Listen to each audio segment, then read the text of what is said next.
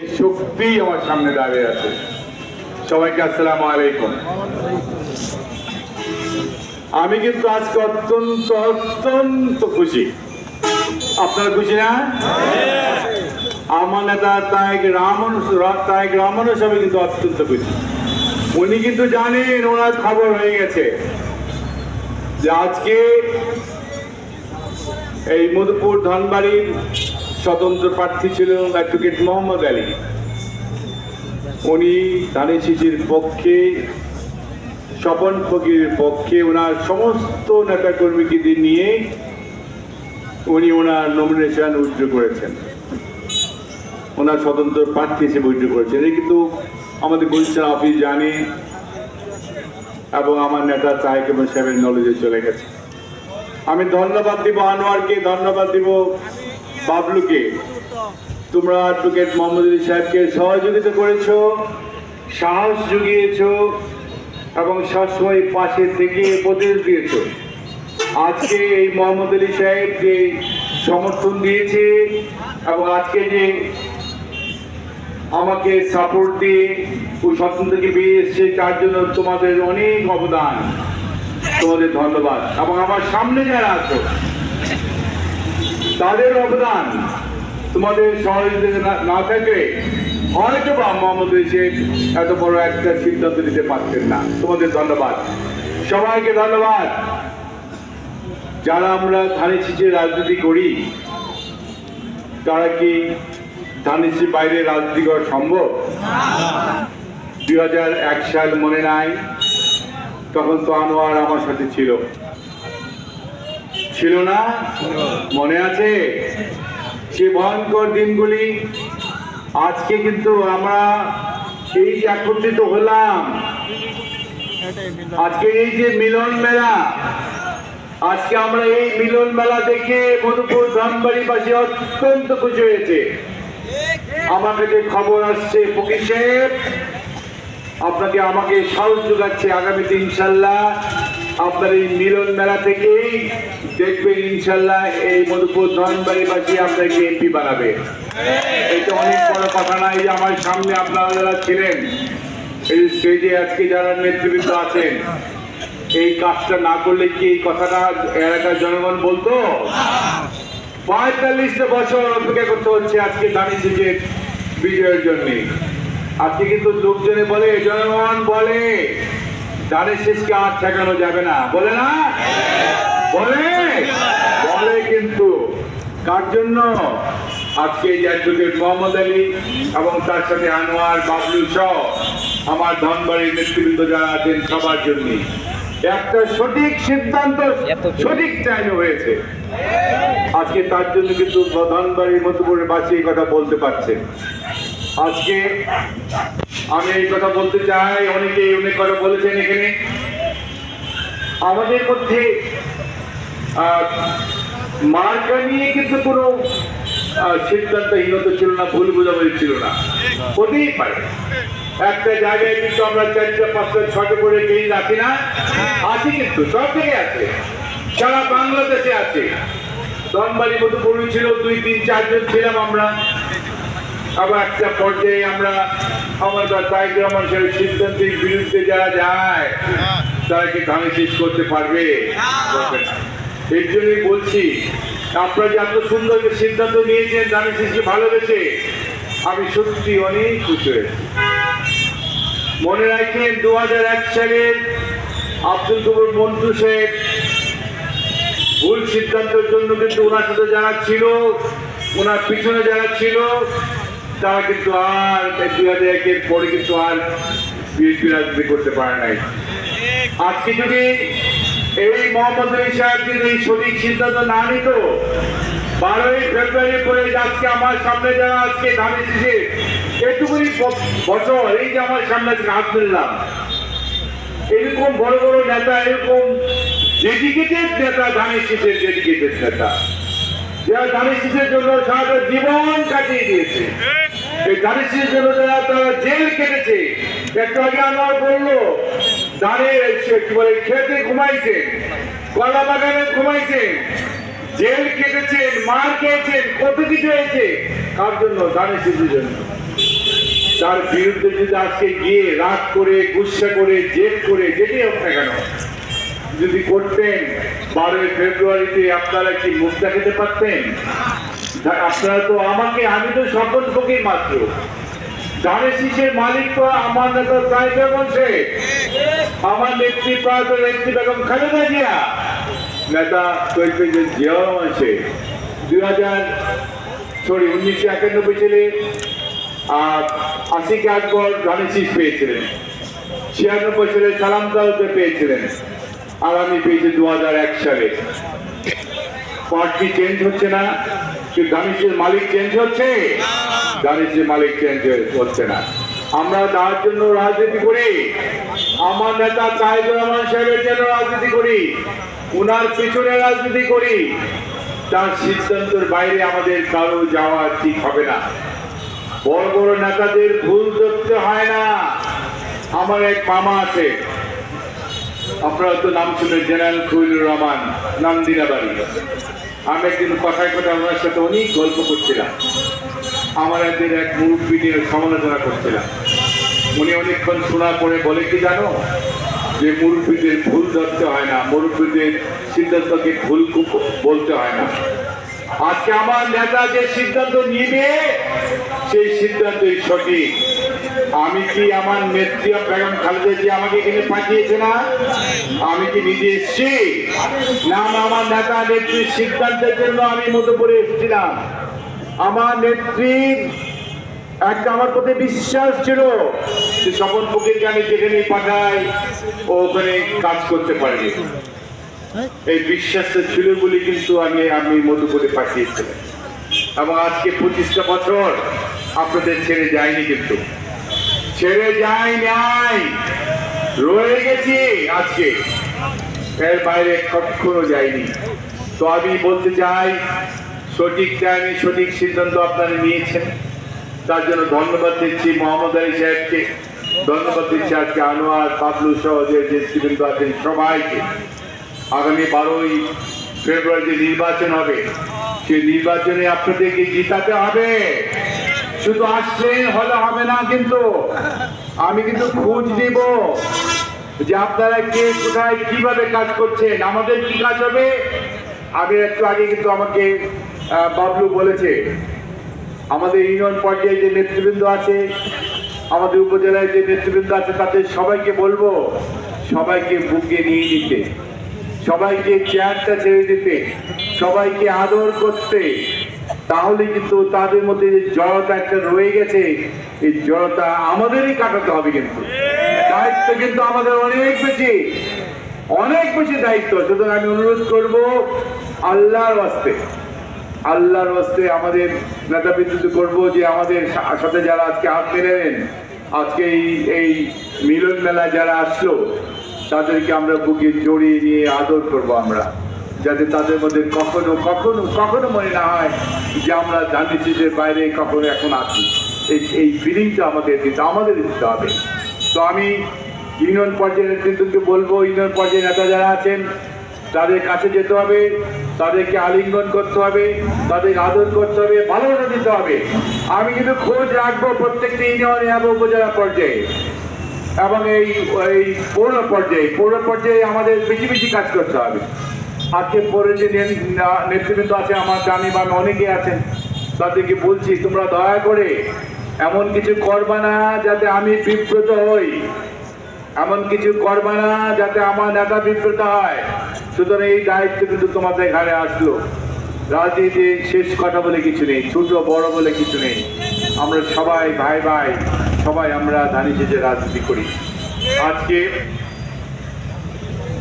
যে মামলাগুলির কথা বলেছে, আমি 12ই ফেব্রুয়ারির পরে আমি আমার এই নেতৃবৃন্দ যারা এখানে বসে আছেন ওদের সাথে বসে কোন মামলা আছে, ভাই মামলা থাকবে না, ভাই মামলা থাকা ঠিক না। আমি গ্যারান্টি দিয়ে বলছি, আজকে সমস্ত মামলা ইনশাল্লাহ আমি আপনাদের সামনে বলে গেলাম, এখানে কথা দিচ্ছি। সুতরাং মামলা নিয়ে আমরা কেউ যেন গাফিলতি না করি, আর টুমোরো যাতে না করি। আগামীকাল করবো না আমরা, ইনশাল্লাহ 12 তারিখের পরে যে কোনো সময় বসে প্রত্যেকটা মামলা আমরা উঠে নেবো ইনশাল্লাহ। আজকে আর কথা বাড়াবো না। আমি আরেকটা কথা বলতে চাই, আমাদের নেতা সরকার শহীদ সাহেব আমাদের ছেড়ে চলে গেছেন। আজকে এখানে থাকলে উনি অত্যন্ত খুশি হতেন, অত্যন্ত খুশি হতেন। সরকার শহীদ সাংঘাতিক কি বলে জনপ্রিয় না, বান্ধব, কর্মী বান্ধব নেতা ছিলেন, ভীষণ কর্মী বান্ধব নেতা ছিলেন। পরে আমরা নেতাদের আকৃষ্ট করার একটা শক্তি ছিল, আমি দেখেছি, আজকেও নাই। আমরা সবাই সরকার শহীদের জন্য দোয়া করব। আমরা সরকার শহীদকে মিস করতেছি না। ওর বাড়ির সামনে দাঁড়ায় যে মিটিং করছি, ও আজকে আমাদের সাথে নাই। আমরা সবাই মিস করতেছি না আজকে ওনাকে। আমরা সবাই দোয়া করবো না সরকার শহীদের জন্য? আল্লাহ তাআলা সরকার শহীদকে যেন বেহেশতেবাসী করেন, জান্নাতবাসী করেন। আল্লাহ যেন ওনাকে ভালো রাখেন। আমরা সবাই তার জন্য দোয়া করব। তো আমি আর কথা না বাড়িয়ে আমি আবারও আজকে এই মিলন মেলায় আমার তাইকুর রহমান সাহেবের ধানের শীষকে শক্তি আনার জন্য যে আজকে যেমন আমরা একত্রিত হয়েছি, শুধু এখানে আসার জন্য আসতে হবে না, মন নিয়ে কাজ করতে হবে। যেভাবে আজকে যে অ্যাডভোকেট মোহাম্মদ আলীর সাথে বা আনোয়ার বা বাবলুর সাথে তোমরা কাজ করেছো, এই স্পিরিট দিয়ে তোমাদের কিন্তু আগামী 12 তারিখ পর্যন্ত কাজ করতে হবে। তোমরা যদি ভালো না করো, তোমরাও কিন্তু দায়ী থাকবে। এখন বলে দিলাম, তোমরাও দায়ী থাকবে, মোহাম্মদ আলী দায়ী থাকবে, আনোয়ার থাকবে, বাবলুও থাকবে, এবং তোমার তোতা সহ আমাদের মান্নাও থাকবে। ছাড় দিব না তোমাদের। খালি দেখানোর জন্য আসলে হবে না। দেখেন, আমি আবার বলছি, শুধু দেখানোর জন্য আসলে হবে না, প্রমাণ করতে হবে। তোমরা এসে আমাদের ধানের শীষকে জিতিয়েছ, যাতে তোমাদেরকে ধন্যবাদ দিতে পারি যে তোমরা আসাতে আমাদের শক্তি আরো অনেক গুণ বেঁচে গেছে। এই কথা যেন বলার সুযোগ তোমরা আমাদের করে দিবা। সুতরাং আমি আর কথা বাড়াবো না। আমি একটি কথা বলে শেষ করছি। এই যে মিলন মেলা, এই মিলন মেলা যেন 12 তারিখের পরও আমাদের মধ্যে থাকে, আমরা চাই।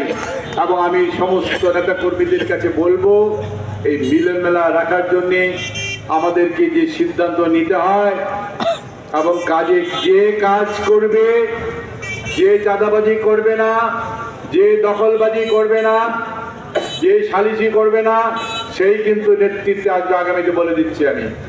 সুতরাং আমার নেতা কালকে কি বলেছেন, সেই চট্টগ্রাম ময়দানে কি বলেছেন? আপনার কি খবর কাগজ তোমরা পড়ো না? যারা চাঁদাবাজি করবে তাদের নাকি টুটি চেপে ধরবে না, তা বলেছে। সাবধান, সাবধান বলে দিলাম। এমন কিছু করবে না যাতে আমার নেতা দুর্নাম হয়। আমরা এই মধুপুরবাসীকে নিরাপত্তা দিতে চাই। এই মধুপুরবাসী যাতে নিরাপত্তা থেকে দল বল নির্বিশেষে সমস্ত ব্যবসায়ীদেরকে সহ আমরা নিরাপত্তার দায়িত্ব নিতে হবে 12 তারিখের পরে। আমি যেন কখনো কোনো কিছু না শুনি যে কোথাও কোনো চাঁদাবাজি হচ্ছে, কোন সম্প্রদায়ের উপরে অত্যাচার হচ্ছে, কোন ব্যবসায়ের উপরে অত্যাচার হচ্ছে, এরকম কোন খবর পেয়ে সাংগঠনিক, শুধু সাংগঠনিক না, তাকে আইনগত তার বিরুদ্ধে ব্যবস্থা নেওয়া হবে। আমি স্বপন ফুকিয়ে দাঁড়িয়ে বলে গেলাম। সুতরাং আল্লাহর হস্তে আমার নেতা তাইকুর রহমান সাহেব মুখে কি বলেন, ওনার কথা শুনবেন আপনারা দয়া করে। উনি যা বলেন উনি তাই করেন। তাইকুর রহমান সাহেবের মধ্যে কিন্তু আমাদের শহীদ জিয়া রহমানের প্রতিচ্ছবি দেখতে পারি কিন্তু আমরা। সুতরাং আমরা যারা ওনার দল করি, আমরা যারা ওনার ধানের শীষে রাজনীতি করি, আমার সেই নেতা তাইকুর রহমান সাহেবের নীতি মেনে আমাদের রাজনীতি করতে হবে। তো আমি আর কথা বাড়লাম না। আজকে শুধু এইটুকু বলতে চাই, মোহাম্মদ আলী সাহেব থাকলে আজকে আমাদের এই মিলন মেলাটা আর অনেক প্রাণবন্ত হতো। মোহাম্মদ আলী সাহেব নাই, আসবে নিশ্চয়ই। অনেকে হয়তো বুঝতে করে আছেন, অনেকে জানি আবেগ আছেন, অনেকদিন ওর পিছনে আপনার রাজনীতি করেছেন। ও সিদ্ধান্ত এভাবে ভুগছিল। কেন ভুগছিল? কারণ একদিকে ধানের শীষ, আরেকদিকে তারেক রহমান সাহেব, আরেকদিকে আমার নেতা কর্মী যে আপনার সামনে বসে আছেন, এই যে ডান দিকে বসে আছেন, ও কোন দিকে যাবে? ওই একটা এমন ভাবে একটা সিদ্ধান্ত এদের ভুগতে ছিল, না পেরেছে যখন ইয়ে হতে পারে নাই, নমিনেশন যখন পায় নাই, তখন কি করবে বুঝতে পারে নাই। নমিনেশন সাবমিট কি বলে স্বতন্ত্র সাবমিট করার পরেও বুঝতে পারে নাই কি করবে। তারপরে যখন নতুন মার্কারে নিয়ে এসছে তখনও বুঝতে পারে নাই কি করবে। ও সাংঘাতিক ভাবে একটা বিভ্রান্তির মধ্যে পড়েছিল। কি করলে আমার ওনার নেতাকর্মী খুশি করা যায়? ওদিকে তারেক রহমান সাহেবের নির্দেশ ছিল, কাকেও তারেক রহমান সাহেবের নির্দেশ অমান্য করতে পারছিল না, আর এদিকে আমার এই ওনার নেতাকর্মীর দিকে তাকিয়েছিল। সুতরাং একটা পর্যায়ে ও যখন বহিষ্কার হয়ে গেল, তার কোনো আর চয়েস ছিল না, তার কোনো উপায় ছিল না। আল্লাহর রাস্তে আপনারা একটু মেনে নিয়ে ওকে, এটা আমার অনুরোধ। তারেক রহমানের রাজনীতি করলে আজকে ভারতে, আমি এক কথা আগে বলেছি, 12 তারিখের পরে আপনাদের সবার অবস্থা কি হতো ওটা চিন্তা করি কিন্তু ও আজকে সরে গেছে, ধানের শীষের পক্ষে কাজ করছে। সুতরাং আপনারা দয়া করে আসুন, আসুন, ধানের শীষকে আগামীতে পাস করাতে হবে। আজকে রাত্রেবেলা বাসায় গিয়ে এই কথাগুলি মনে মনে চিন্তা করেন। যার বউ আছে বউর সাথে কথা বললেন যে স্বপন ফুলে এটা কইছে কি করবো তুমি কও। বইয়ের বুদ্ধি নিলে কিন্তু ভালো, বইয়ের বুদ্ধি নিলে ভালো, কারণ বউরা আমার নেত্রী বেগম খালেদাকে পছন্দ করে না, তার তারেক রহমান সাহেব পছন্দ করে। এই আমরা ছেলে পেলে গুলি তো মাঝে মাঝে 2 নম্বরই করে, আমাদের বউরা 2 নম্বরই করে না। যারা সঠিক সিদ্ধান্ত নেয় তারা ধানের শীষের পক্ষের লোক। কিন্তু তোমরা যারা আছো সামনে, এখানে যত গর্বত, এই গর্বত থেকে বেরিয়ে আসতে হবে। সুতরাং প্রথম সত্যি কথা আনোয়ার একটা কথা মনে করে দিল, আজকে এই যে মোহাম্মদের এই সিদ্ধান্ত যে নিয়েছে, আমি ওর সহধর্মিনীকে ধন্যবাদ দিচ্ছি, সহধর্মিনীকে ধন্যবাদ দিচ্ছি। এই জন্য বললাম, এই কথাটা একটু আগে বলেছি না, কেন বলেছি? ওই যে সায়নজল ছিল কিন্তু একটু, আজকে যদি মোহাম্মদ আলী সাহেবের ওয়াইফ সৎ বুদ্ধি না দিত, হয়তো মোহাম্মদ আলী সাহেব এখান থেকে বেরিয়ে আসতো না। আমি ওর বউকে ধন্যবাদ দিচ্ছি, দলের পক্ষ থেকে ধন্যবাদ দিচ্ছি, আমার পরিবার থেকে ধন্যবাদ দিচ্ছি। ভদ্র মহিলা, অত্যন্ত অত্যন্ত সাংঘাতিক একটা ভালো মানুষ। আমরা সবাই মোহাম্মদের এই বইয়ের জন্য দোয়া করব, সঠিক সিদ্ধান্ত দেওয়ার জন্য আমি মোহাম্মদের ওয়াইফকে ধন্যবাদ দিব। তার কথা না বাড়িয়ে আমি আবারও মোহাম্মদের যে আপনারা কেউ ভুল বুঝবেন না, ও আপনাদের জন্য সঠিক সিদ্ধান্ত নিয়েছে, দলের জন্য সঠিক সিদ্ধান্ত নিয়েছে, তারেক রহমান সাহেবের জন্য দলের সিদ্ধান্ত নিয়েছে। সুতরাং এখানে ভুল বোঝার কোনো সুযোগ নেই। তার কথা না বাড়িয়ে আমি আগামী 12ই ফেব্রুয়ারি যে নির্বাচন হবে, সেই নির্বাচনে এই যে আজকে যে ধানের শীষ মিলন মেলা, আমরা যেন 12 তারিখের পরে এইভাবে এখানে দাঁড়িয়ে এই মিলন মেলা কি করতে পারবো, কি করবো আমরা 12 তারিখের পরে আনন্দ মিছিল, বিজয় মিছিল করতে বোঝাতে পারি। আল্লাহর হস্তে আমাদের ফাঁকি বাজে দিলেই কি হবে? আল্লাহ তাআলা কিন্তু আছে, সব করে ধরবে, কিন্তু বলে দিলাম ফাঁকিবাজি করার সুযোগ নাই, বলে দিচ্ছি। ফাঁকিবাজি করে আমি কিন্তু ফকির পীর মানুষ, ওই ফকির পীর মানুষ, আমার নজরে পড়লে কিন্তু খারাপ অবস্থা হবে, বলে দিলাম। তোরা মাথায় রেখেও তোমরা বলে দিচ্ছি, ফাঁকিবাজি করো না। আগামীতে সবাই এক একজনই স্বপন ফকির হয়ে আমার তারেক রহমান সাহেবের জানিয়েছে ভোট দিয়ে আমাকে নির্বাচিত করে এই মধুপুর ধনবাড়ি সেবা করার সুযোগ করে দিবে, এই প্রত্যাশা রেখে সবাইকে ধন্যবাদ জানিয়ে আমি আমার বক্তব্য নিয়ে শেষ করছি। বাংলাদেশ জিন্দাবাদ, আমার তারেক রহমান সাহেব জিন্দাবাদ, আমার নেত্রী বেগম খালেদা জিয়া অমর হোক। সবাইকে ধন্যবাদ। আসসালামু আলাইকুম।